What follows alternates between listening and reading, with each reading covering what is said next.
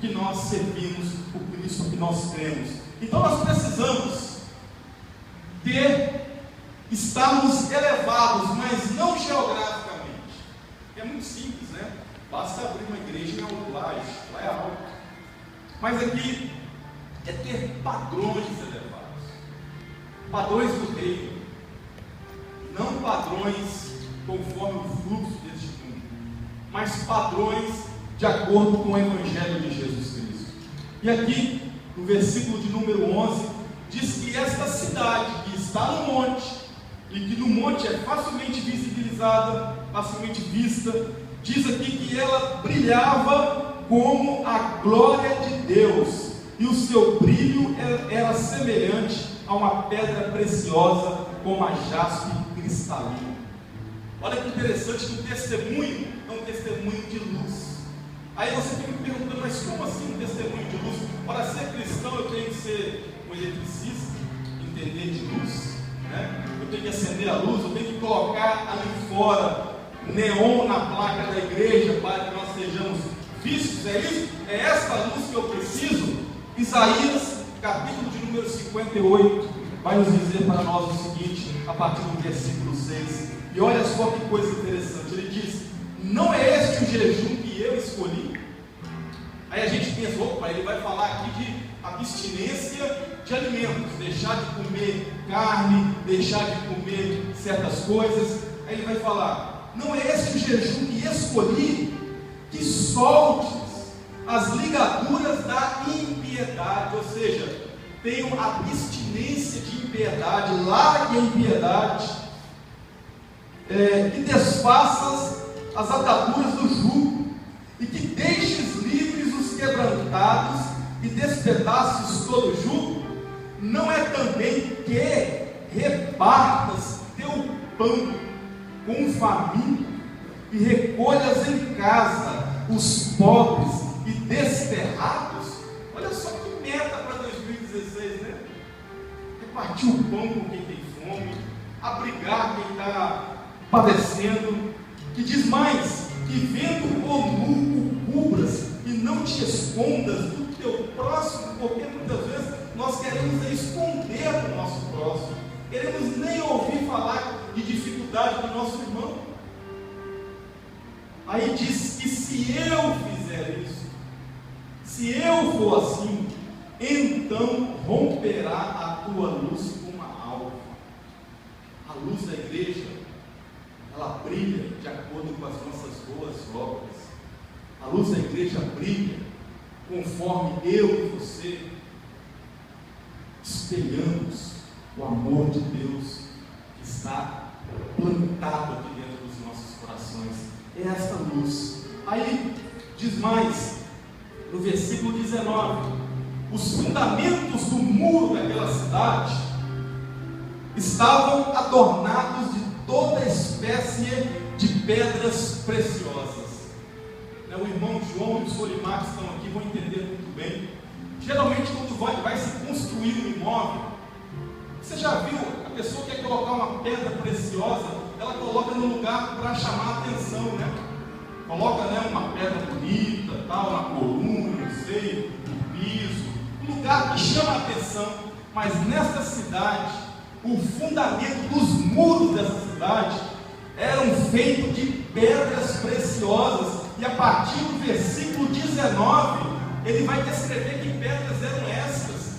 E eu acho isso interessantíssimo, irmãos, porque aquilo que é belo está no fundamento, aquilo que é belo está escondido aos olhos.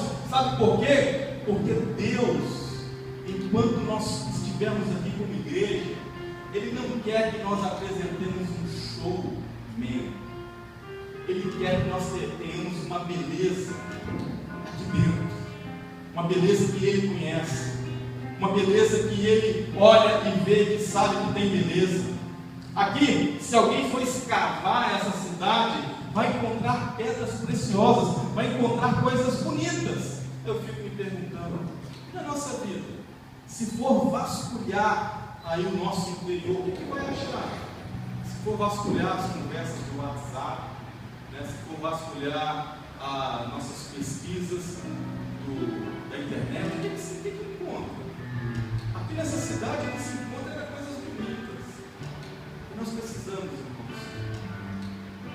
testemunharmos o amor de Deus, precisamos ter boas obras e buscar em Cristo cada vez mais melhorar aqui dentro, cada vez mais se despir de toda raiz de amargura.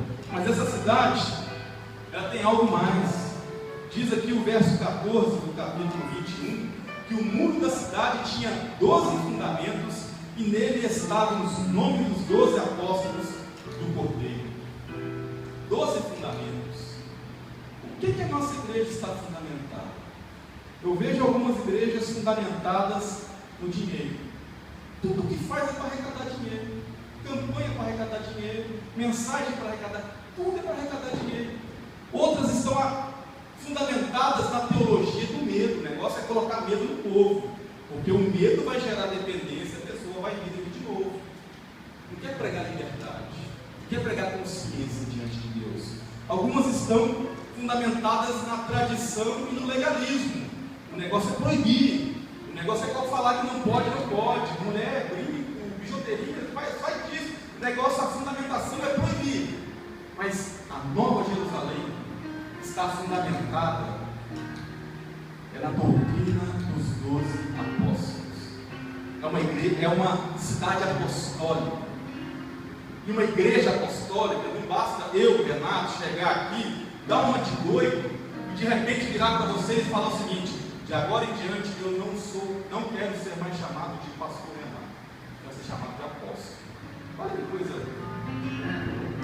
Para quê? O que muda? Vou continuar com essa mesma aparência. Mas ser uma igreja apostólica é ter alguns balizamentos que eu quero compartilhar com os irmãos. O primeiro que os apóstolos nos ensinaram é amar a Deus e ao próximo sobre todas as coisas.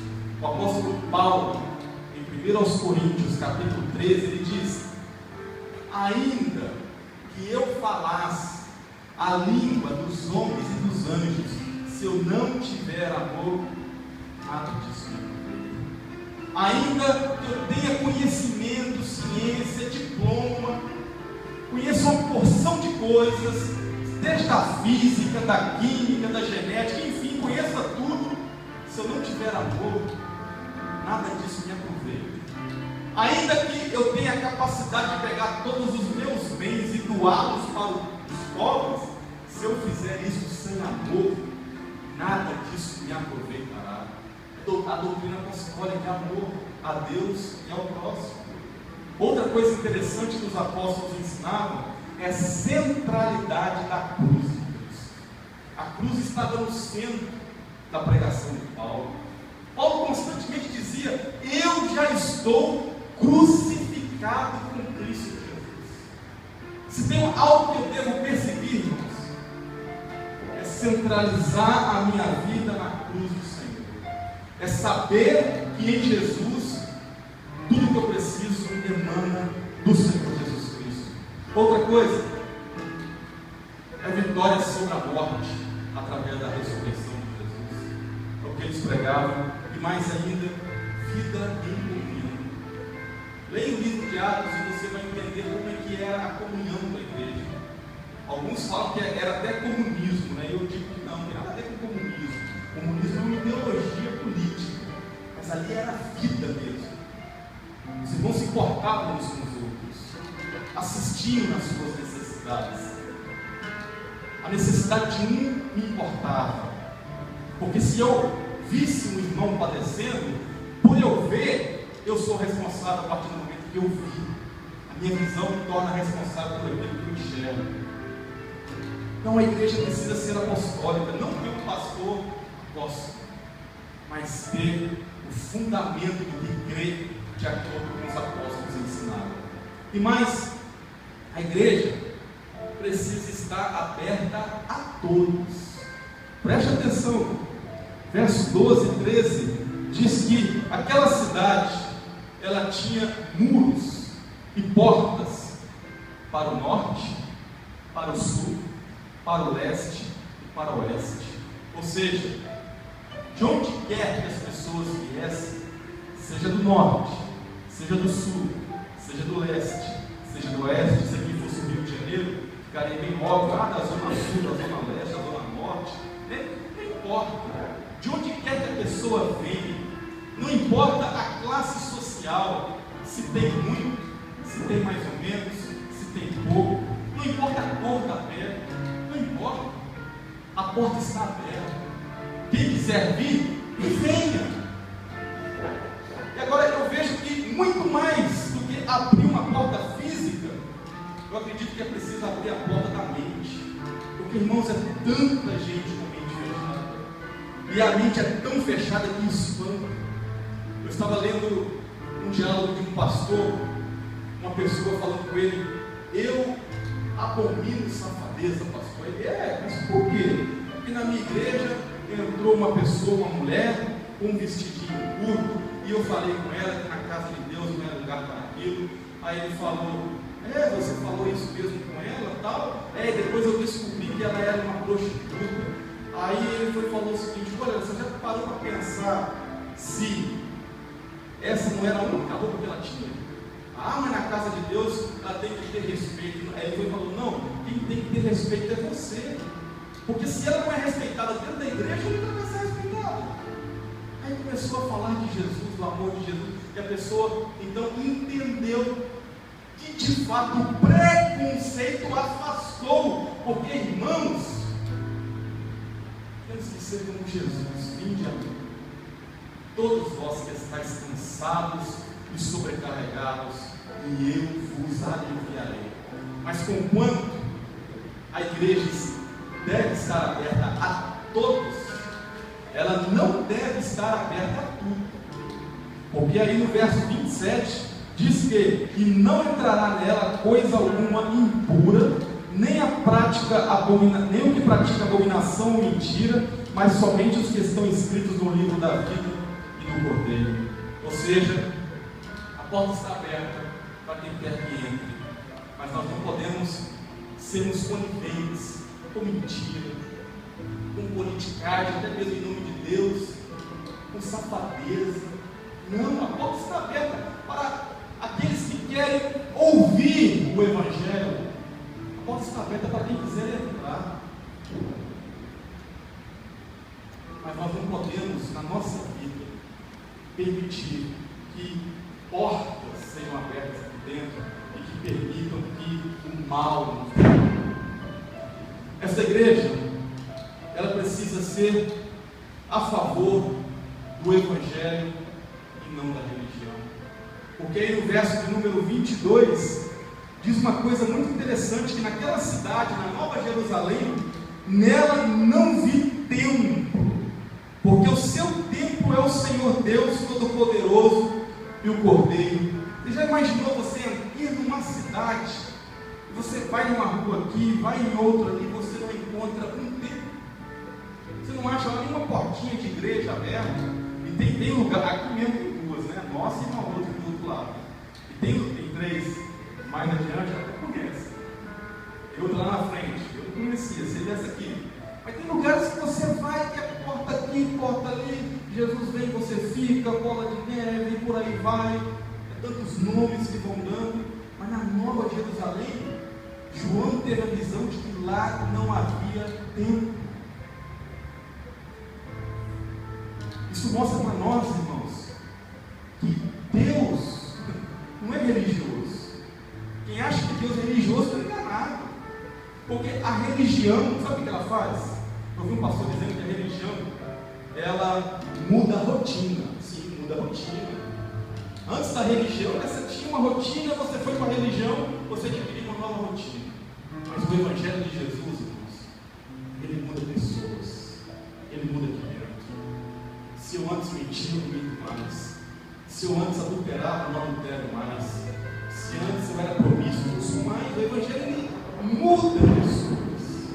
É muito mais do que mudar rotinas. Ele muda o meu ser, ele muda o meu horizonte, a minha forma de ver, a minha forma de enxergar. Eu acho isso sugestivo, o fato de que na Nova Jerusalém não havia templos. Razão porque nós, como igreja, temos que correr de um bicho chamado fanatismo religioso.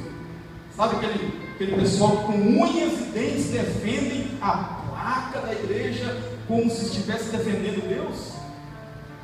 Nem sei se Deus precisa de defesa, né? Ele que criou o universo, precisar da minha defesa? O que Deus quer, irmãos, é aquilo que eu já li em Isaías. Ele quer que pessoas estejam em primeiro lugar.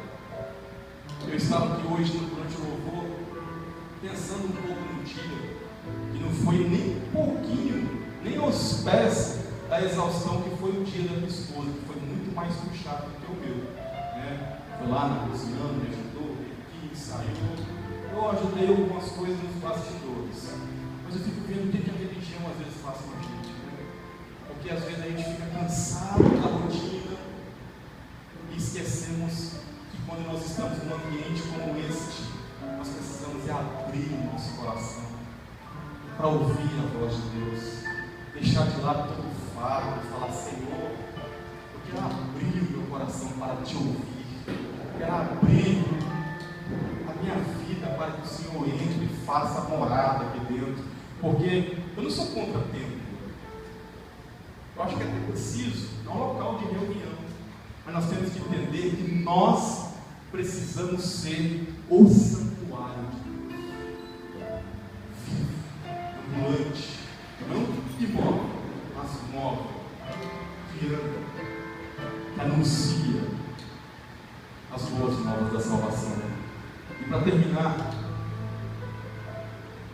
a igreja precisa ser um lugar de cura, um lugar de vida, porque aí no verso 1 e 2, no capítulo 22, diz assim: então me mostrou o rio da vida, claro como um cristal, que procedia do trono de Deus e do Cordeiro, e do meio da sua praça, em ambas as margens do rio, estava a árvore da vida, que produz 12 frutos, dando o seu fruto de mês em mês, e as folhas da árvore são para a cura das nações. Aqui precisa ser um lugar de cura. Irmãos, eu acho inconcebível alguém entrar para dentro da igreja e ao invés da pessoa melhorar, ela piorar. Se antes ela lia muito, né? Aí veio para a religião e parou de ler. Se antes ela gostava de pensar, né? De raciocinar, aí vem para a religião. Não pode pensar, não. Você sentir, rir, chorar. Eu não acho que o evangelho tem que nos piorar, mas ao contrário, ele tem que nos melhorar. Se a pessoa antes era alegre, ria, aí vem para a religião, não. O negócio com Deus é ficar todo fechadinho, cara fechada. E gente santa não ri de qualquer coisa. Gente santa tem que ficar mais sério. O evangelho não quer isso, irmãos. O evangelho ele quer desenvolver potenciais em nós, potenciais que Deus colocou dentro de nós. E eu sei que é isso que Deus vai fazer conosco, se nós caminharmos com Ele em 2016. Se nós caminharmos com Ele em 2016, você pode ter certeza que a nossa vida vai ser fonte de vida e de cura para outras pessoas. As pessoas vão ver, vão olhar para nós e vão saber que há algo diferente, e isso é o Espírito Santo habitando em nós. Meu tempo, eu acredito que está um pouco aí avançado, 20 minutinhos aí para 0 horas. Eu gostaria de que nós ficássemos de pé e vamos nos preparar para a ceia do Senhor. E eu quero aqui convidar o irmão Bruno e o Solimar, por favor, me ajudem.